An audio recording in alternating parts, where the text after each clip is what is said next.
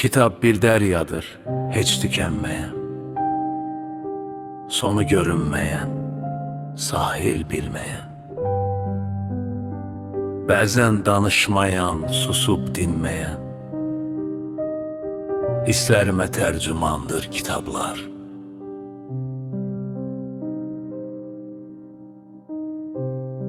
İnsana işıqlı yol qazandıran,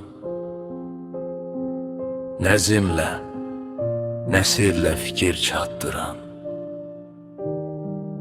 idraca səsləyən, elmə çağıran, zirvələrə yol açandır kitablar.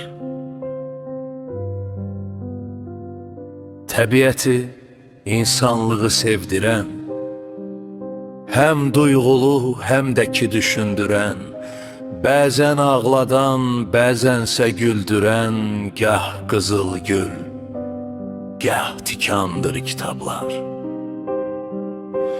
Dil açaraq danışan, söhbət edən, doğmalıq edən, səmimiyyət edən, bir dost kimi bizlə ünsiyyət edən bir həmdəmdir, bir yarandır kitablar.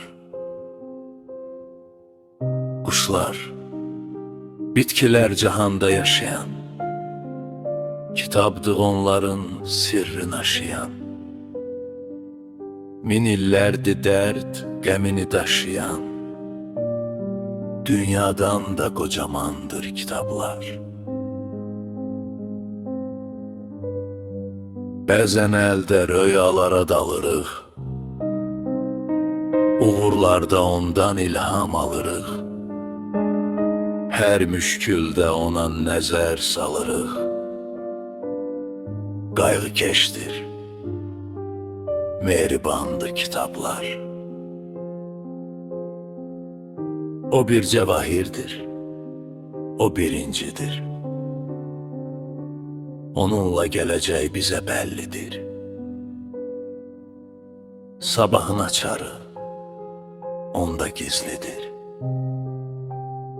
Bir ümittir,